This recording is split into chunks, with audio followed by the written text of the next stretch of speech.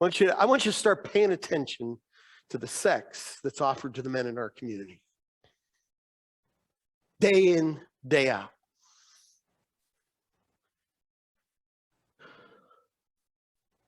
You see, we tell our kids don't have sex, but really what we mean is don't have intercourse. And our kids aren't really defined because I'm learning most of our adults don't understand the progressive nature of a healthy relationship.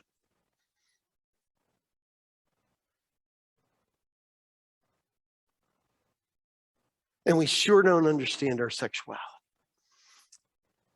The sex industry is broad and complicated. We tend to think of the sex industry, we think of prostitution. We think of prostitution and we think of strip clubs. We think of pornography. That's the sex industry for us. But let's break it down a little bit. When we talk about prostitution, we're talking about women who work in the streets. We're talking about brothels. You know, the ones that remember the old Western movies, there was always a brothel in town, right? Anybody know where the brothel is in Clarion? Yeah, if you do, you won't tell me anyway, right? All right, but there's probably one. What's a brothel? It's a building that people come to buy sex. It can be a house, it can be a hotel room. There's escorts. This is what's really made, you know, and there's escort services. You know how an escort service works?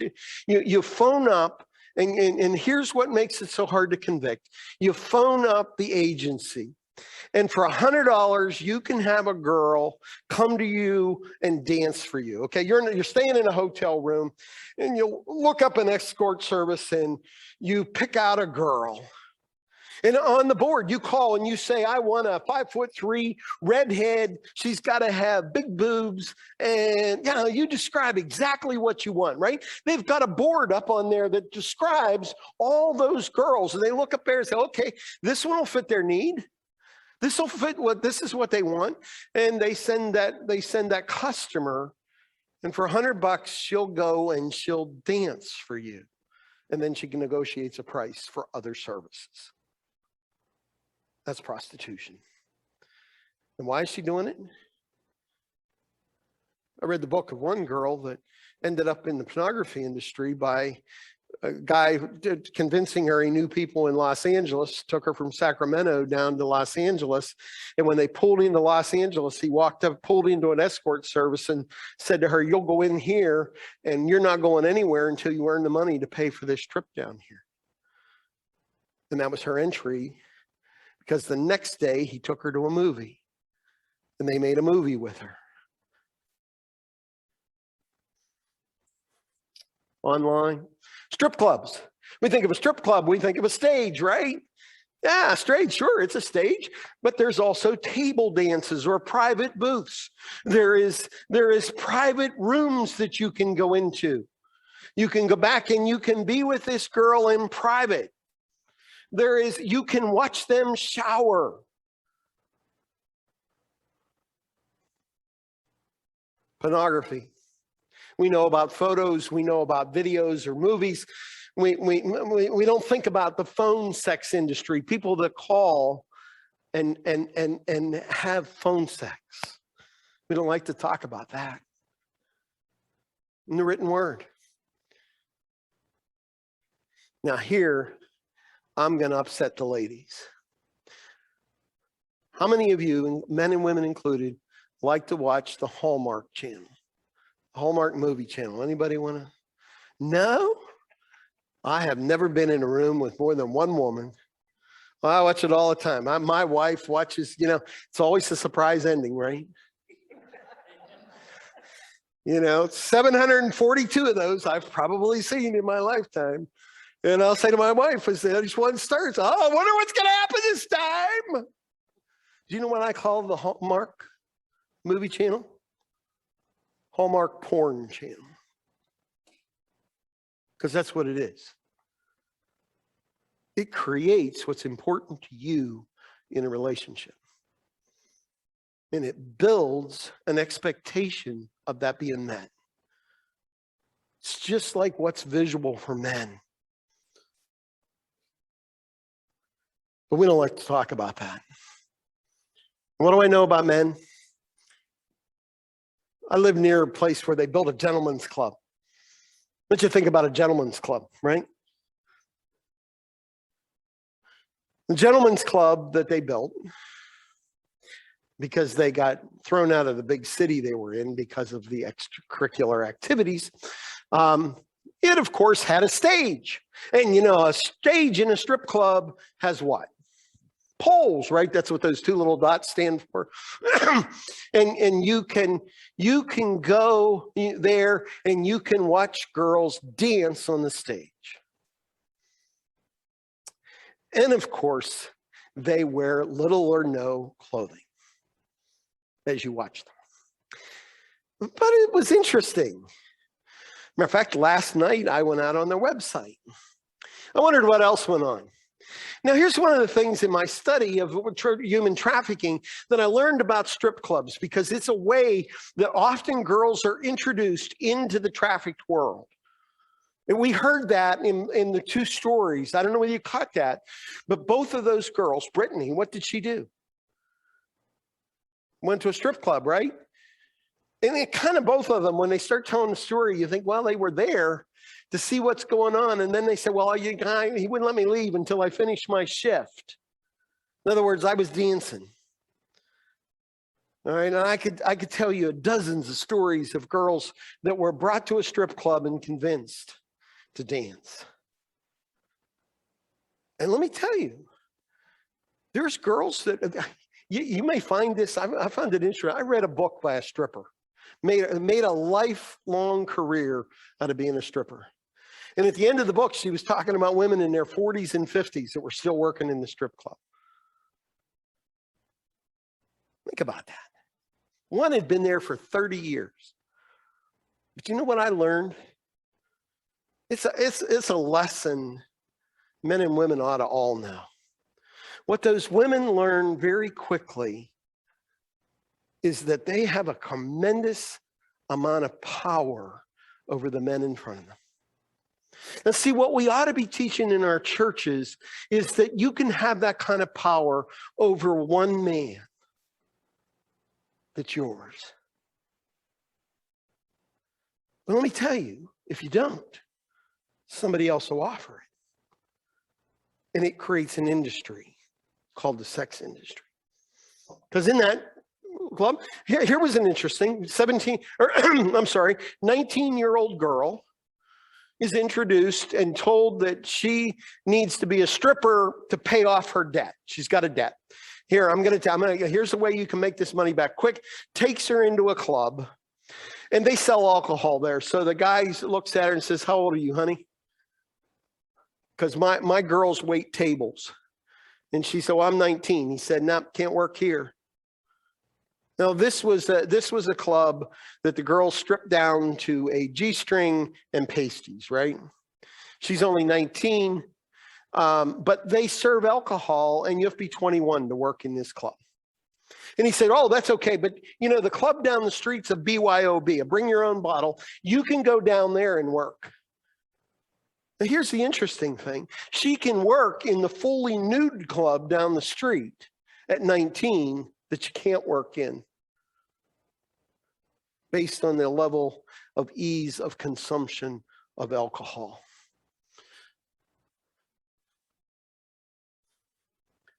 Private areas.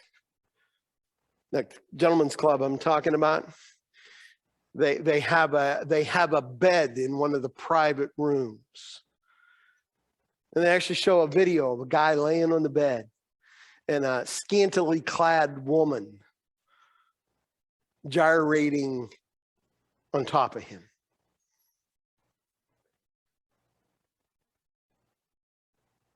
But you know what happens that's not in the video? Is in that private dance, she's naked. And if you think that's not happening in your community, you know, here's the other thing that's interesting. The age of the dancers. Many of these girls, 13, 14 years old, are introduced into a strip club. Now that may not happen as much rurally, though I was amazed at some of the age of some of the girls that I knew that ended up going and dancing in a strip club. They got out of high school and couldn't find a job, needed money, wanted to move out of the house. And that was a way to make a quick buck. It was just being naked in front of men. What difference did it make? Outside this club, here's the most disturbing part of this club. Outside this club is playground, an adult playground with swings and slides and all kinds of stuff. Looks like a kid's playground, but girls play with you there. It has a ball field. There are teams that go and play softball outside here. And here's the most disturbing place. There's a school bus. I won't even ask what goes on in the school bus. There's a party bus. You can rent a party bus. The privacy of your own bus, and the girls will take care of you. Price is negotiable. Risk, reward, supply, demand. One more, a picnic pavilion. You can rent it right outside the club. Now, they don't serve alcohol in this particular gentleman's club, but if you go there and you want alcohol, you can bring your own bottle in, and they own the beer distributor next door. And you can play ball. You know what's disturbing to me? I was invited to 3 graduation parties at a pavilion there last year.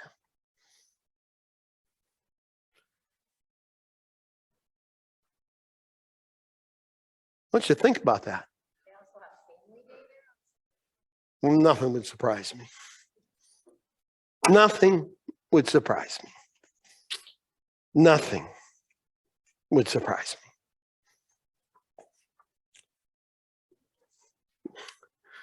Any minor involved in commercial sex work is considered trafficked. Most of the girls are recruited or forced into prostitution, dancing, stripping, and other sexual activities, including pornography, between the ages of 13 and 17. Have you heard me say that enough today? Intervention. What do we do about it? What happens if we see it? Top 5, every list I could find listed human trafficking, the selling of human beings. Every list I could find they have it in different places. But humans were always in the top 5 in every list I could find of the top illegal industries in the world. Drugs is without a doubt number 1. Most put humans as number 2. Human trafficking is number 2 illegal industry in the world. Interestingly, there's a couple of sites that actually even rank counterfeit goods above both of those others. You know what counterfeit goods are? You know, you go down and you got a briefcase there. I know you got is that a name brand briefcase? You don't know. What would be a name brand briefcase? Louis Vuitton, yeah, there we go. Louis Vuitton, she got a Louis Vuitton briefcase. That briefcase is worth $5,000. But her son bought it for $500.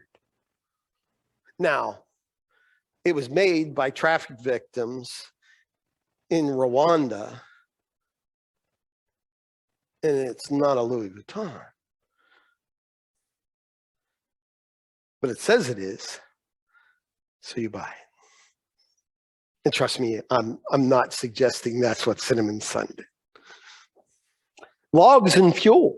I've been reading about the oil industry. I live in Oil City. I've been reading about the oil industry. The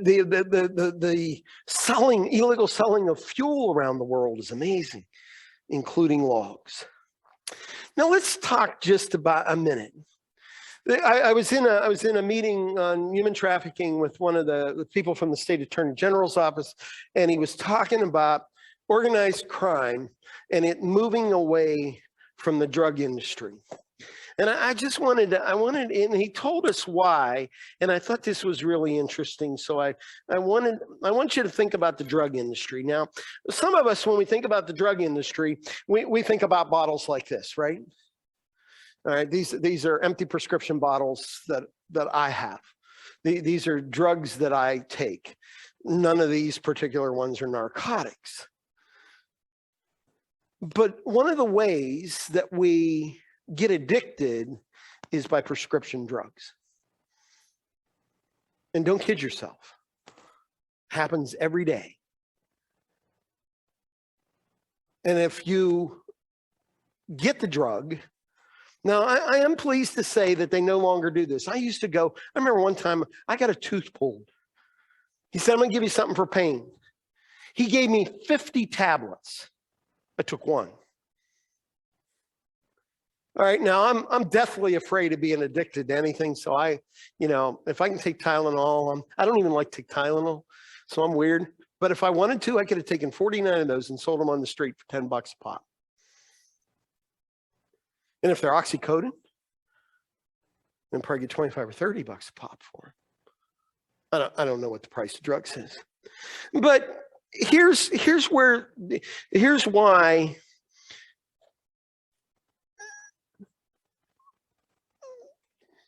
there's a bag of pills.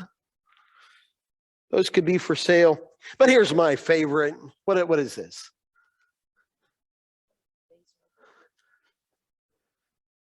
Huh?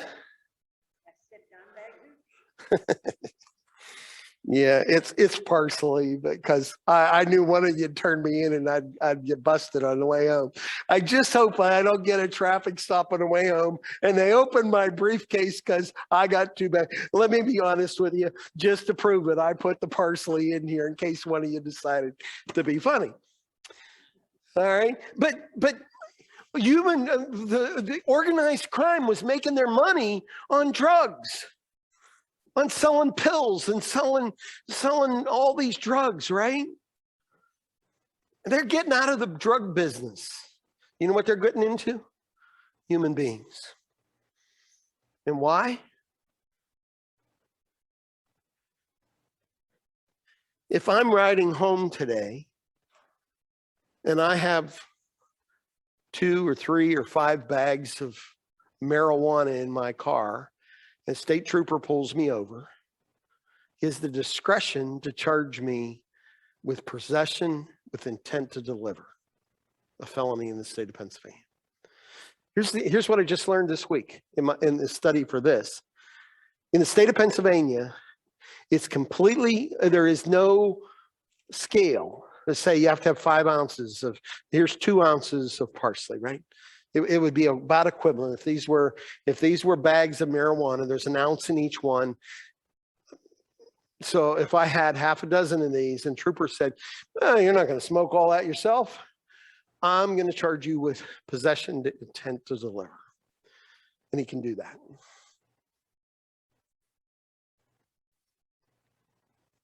Now the question is, where's the problem?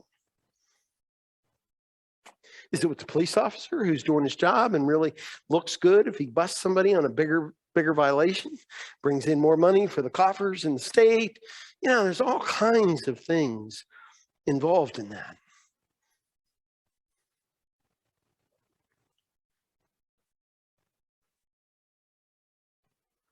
So I'm driving home and I have Cinnamon and Morgan in the car with me. They're both going, I ain't getting in no car with you. Well, let me tell you, the trooper pulls us over. What do they think? What do they think? I got Cinnamon and I got Morgan in the car with me. Do they even think anything of it? They look in the car and they go, oh, got his wife and daughter in the car with him today.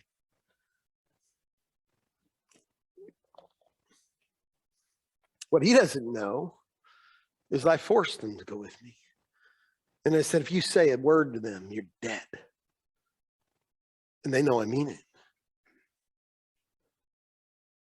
The truth is, it's not illegal to possess either one of them. And if something happens to one of them, There's somebody around the corner I can pick up and replace them with.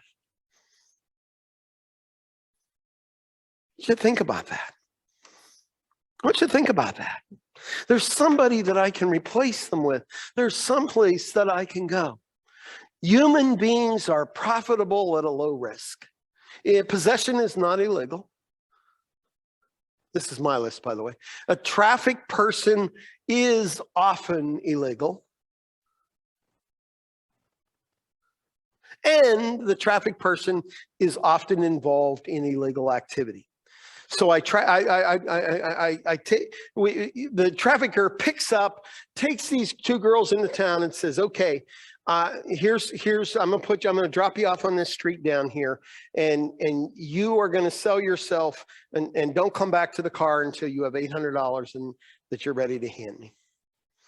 And make sure you don't keep anything for yourself, because if you keep anything for yourself, I'll cut your fingers off.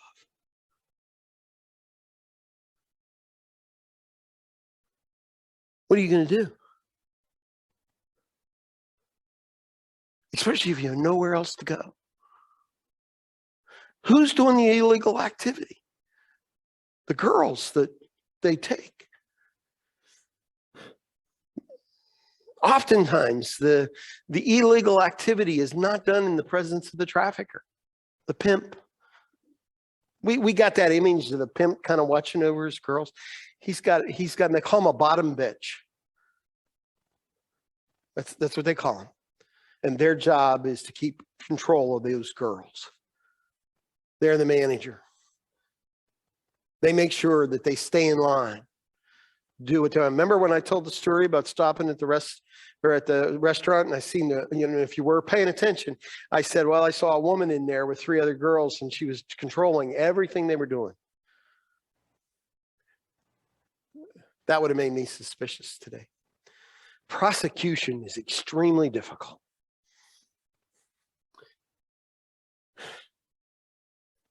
And I'm going to keep saying it. We're replaceable. You don't have to have a production plant. If you're going to put drugs together, especially if you're going to do something, I was tempted to make little aluminum foil packets. I ran out of time, but I was going to bring some, if that had meth in it, but I got to have some place to cook that up. Somebody else cooks up the girl for me.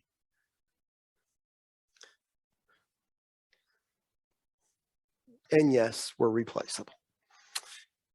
Indicators of human trafficking. Does the person appear disconnected from family, friends, and the community and other organizations, or their house is worship? Does somebody start to disconnect? This child stopping, when we're talking with teachers about this, or if you're in an organization, I used to say scouts, but I'm hesitating to do that anymore. But if you're in a 4-H club and all of a sudden somebody stops coming, or 3 kids stop coming, better ask why. Has there been a dramatic change in their behavior? Good, bad, or indifferent? It can be anything. Are they in? Do you know they're a juvenile that's engaged in commercial sex acts? And if you think people don't know this is going on, it is.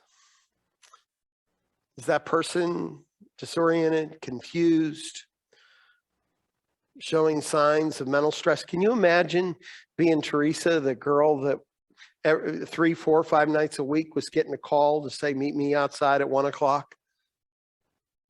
He'd pick her up at 1 o'clock in the morning and drop her off at 6 so she could be at school at 8. Imagine the strain.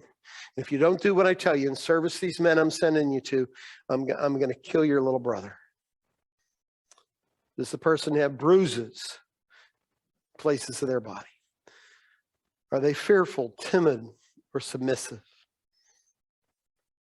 Now, these can be signs of domestic violence too, but they can be trafficking. Does the person show that they've been denied food, water? One of the things that traffickers will do is deny their victims the basic necessities of life. They're often in the company of somebody who they defer to. I always say that if you're with teenage girls and they're deferring to somebody, you better be suspicious. Of course, I'm being smart, but you know. See this, my daughter was an ER, an emergency room nurse. And we talked about this a lot. People that come in and the questions, and if you watch any of the medical shows, my wife's a nurse too, so we watch all those dumb medical shows, and I'm often saying, does that really happen? Yeah, that happened. People come into the hospital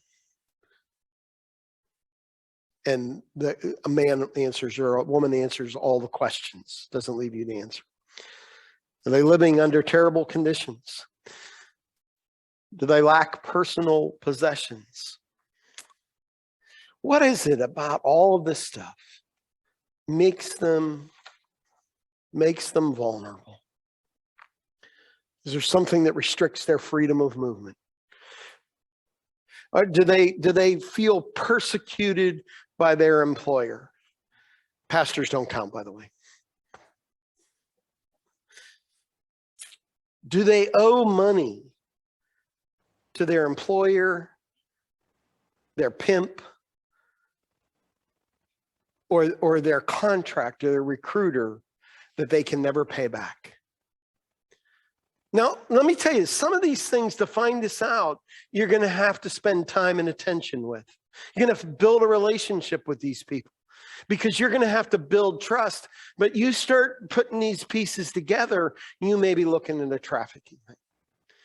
You know, legal documents, we've talked about that, living in isolated conditions.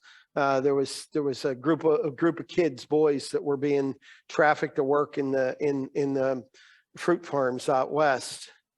There were 6 of them living in one room, and they were monitored. They weren't allowed out. It's a big one. You're going to be deported. Dangerous conditions. Think about that. Why? Because you're expendable, right? That's really the message you're sending. We don't need to train you. We can send you out and do that job. Living conditions are bad. Somebody that you know that's in the commercial sex industry. Some of you probably know strippers. I don't know where the nearest strip club is, but when I lived near a strip club, I knew girls that danced in the strip club. Huh? No, I wouldn't be surprised. Yeah. No. I will confess to something. No, I never did it, but I threatened to shoot the building. I lived directly across the road from it, and you could hear it. And I said about it, and I threatened to go over and shoot the building. Please don't. No, there was no word that she said, I don't care. You have to fire your gun off all night long. Well, there's a tremendous reward for being obnoxious. Believe it or not, this happens in small rural town America. There's a strip club halfway between Oil City and Titusville.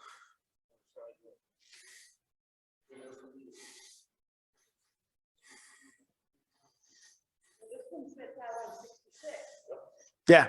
Well, the truth is there, and what we're not talking about, you're talking about the ones with a sign out front. Do you know that there's people that run illegal strip clubs? They're in their living room, and they're trafficked people that are working. Lots and lots of them. And yeah, people that want out, but we'll talk about why they can't.